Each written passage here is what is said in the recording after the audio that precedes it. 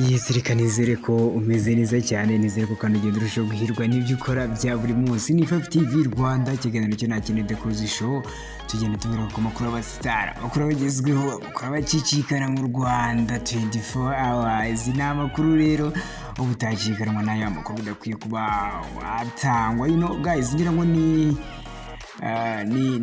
nyuma ya post yakozwe n'uwitwa yeah, you know what man, ni nyuma post y'uwitwa akoze yakoze ayicisha kuri Twitter.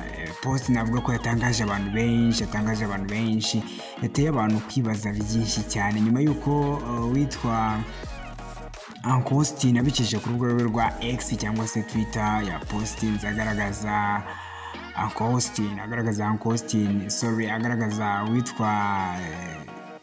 witwa Israel Mbonyi bari kumwe, ubona ko bishimye cyane, ariko nanone ubona ko something happened. Then ngira ngo ni post yatumye abantu benshi bongera kwibaza se n'ibyo cyangwa si byo. Ni nyuma yuko witwa akoze yashize post hanze, akavuga ku witwa Israel Mbonyi, avuga ko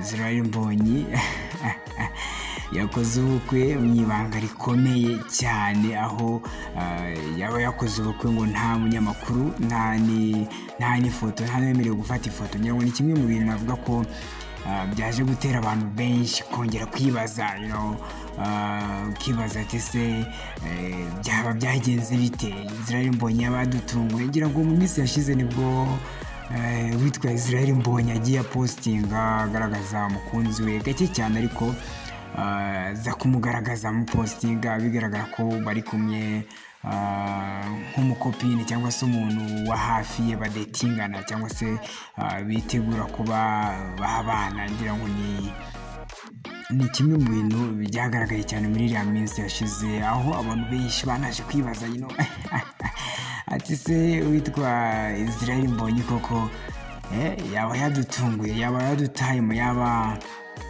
yabikoze rwihishwa cyane. Ngira ngo abenshi mu bantu abantu bakunda gukoresha imbuga nkoranyambaga, umuntu witwa Israel Mbonyi cyangwa se n'abandi bantu bakunda gukora kariyeri ya gospel music, usanga akenshi na kenshi bazwiho cyane kuba ari bamwe mu bantu badakunda kugaragara cyane mu itangazamakuru, ku ma media platforms zitandukanye. Biragoye cyane ko ushobora kumubona ahantu henshi, so birumvikana rero abantu baba ari benshi cyane, bakeneye kumenya amakuru, bakeneye kumva umwuka uko uhagaze. Ngira ngo ni uwavuga ko Israel Mbonyi ari umwe mu bagabo bakunzwe, banakundwa cyane, ntabwo yababeshye cause nituza kuvuga Israel Mbonyi uze kumva gospel, n'umwe mu bagabo navuga ko bahagaze neza cyane muri gospel, udashobora no kwirengagiza uruhare rwabo mu muziki nyarwanda, mu muziki cyane cyane wa gospel music,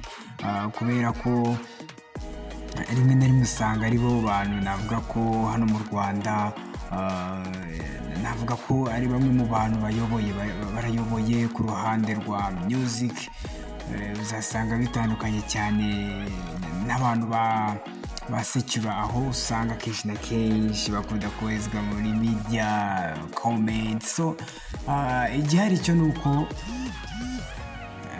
ni uko witwa Israel Mbonyi nta makuru ahari aratangaza cyangwa se ngo avuga ati byabaye. Akenshi na kenshi usanga ubundi yari prank, akenshi na kenshi usanga abantu nyine bakunda gusa uko tubimenyereye ubundi bibaho cyane ko umuntu ashobora gukora ubukwe bwihishwa privately.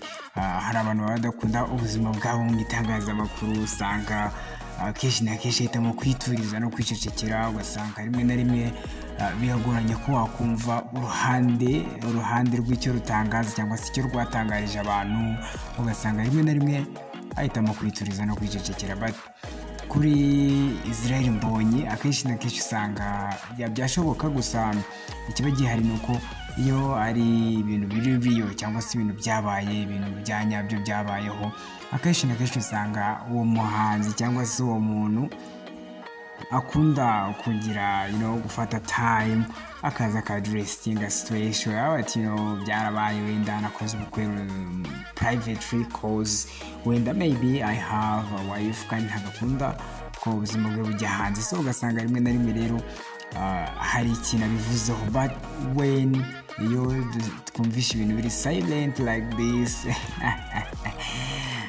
kenshi na kenshi aba ari plank kabisa, usanga rimwe na rimwe bakwemeje bakubwira ko something happen nyamara nta kintu cyabaye. So reka twizere ko rero reka twizere ko ari plank kugira ngo abantu benshi bajye babivugaho, ibitangazamakuru bikomeye hano mu Rwanda, abantu benshi batandukanye. So reka nizere ko rero warushijeho kumererwa neza, warushijeho kugira ibihe byiza cyane. Ni Fyve-tvrwanda tugenda tureba ku makuru y'abastar, amakuru bagezweho mu Rwanda, amakuru abacicikana. Reka nkubwire ngo ibihe byiza, nkubwire ngo jobless.